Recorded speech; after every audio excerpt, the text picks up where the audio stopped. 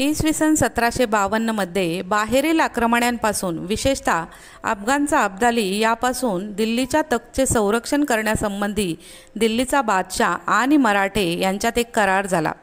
त्या करारानुसार दिल्लीच्या रक्षणाची जबाबदारी मराठ्यांनी घेतलेली होती। त्यामुळे मराठ्यांना महसुली उत्पन्नाचा भाग मिळत होता। मल्हारराव होळकर यांना त्यावेळी बहुतेक अहमदिया करार आडवा आला असेल असं म्हणण्यात काही हरकत नाही।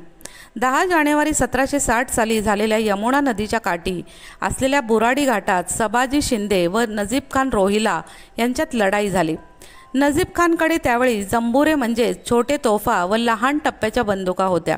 त्यामुळे सबाजींना नजीब खानच्या सैन्याचा प्रतिकार करणे अवघड जाऊ लागले। त्यामुळे सैन्य पटापटा धारातीर्थी पडू लागले। जेव्हा दत्ताजींना ही बातमी समजली त्यावेळी सबाजींच्या मदतीला दत्ताजी शिंदे धावून गेले। दत्ताजींनी नजीबच्या सैन्याला रेटतच बेटापलीकडे नेले। त्याचवेळी नजीबचे सैन्य नव्या दमाने लढाईत उतरले। तेव्हा नजीबच्या सैन्याने मराठ्यांवर गोळ्यांचा वर्षाव केला। नजीब खान व कुतुबशाह यांनी हातात तलवारी घेतल्या व मराठ्यांची मुंडकी उडवण्यास सुरुवात केली। बराच वेळ दोघांच्यात चकमक झाली। त्याचवेळी दत्ताजींना गोळीने भेदले व ते खाली पडले। त्याचवेळी कुतुबशहाने दत्ताजींना अजून लढणार का असं विचारलं। त्यावर जखमी अवस्थेतल्या दत्ताजींनी त्याला उत्तर दिले, क्यों नहीं, बचेंगे तो और भी लढेंगे। तेव्हा कुतुबशहाने तलवारीने दत्ताजींचा शिरच्छेद केला। राजाराम चोपदार यांनी त्यांचा पार्थिव देह रणांगणातून बाहेर आणला व यमुनेच्या नदीवर हिंदू धर्मानुसार त्यांच्यावर अंत्यसंस्कार करण्यात आले।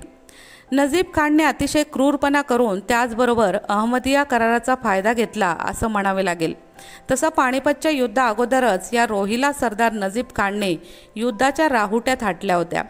त्याचं एवढं धाडस की मराठा सैन्यात घुसून मल्हाररावांना भेटून त्यांच्याशी सलगी त्याने केली होती। जेव्हा राघोबादादा यमुनेच्या नदीत आंघोळीला गेले तेव्हा पाण्यात वाहत आलेले गायीचे मुंडके व लाल रंगाचे झालेले यमुनेचे पाणी पाहून त्यांची तळपायाची आग मस्तकाला गेली। तशीच आंघोळ न करता त्याच अवस्थेत नजीबची मस्ती जिरवायला सैन्य घेऊन ते निघाले। सकाळी लवकरच सर्व सैन्यासह त्यांनी नजीब खानच्या दिशेने कूच केली, परंतु समोरचे दृश्य पाहून त्यांना आश्चर्याचा धक्काच बसला। समोरून मल्हारराव होळकर येत होते। राघोबादादांचा राग अनावर झाला होता। मल्हाररावांनी राघोबादादांना आधीच विनंती केली होती, पण तेव्हा राघोबादादांनी त्यांना दाद दिली नव्हती।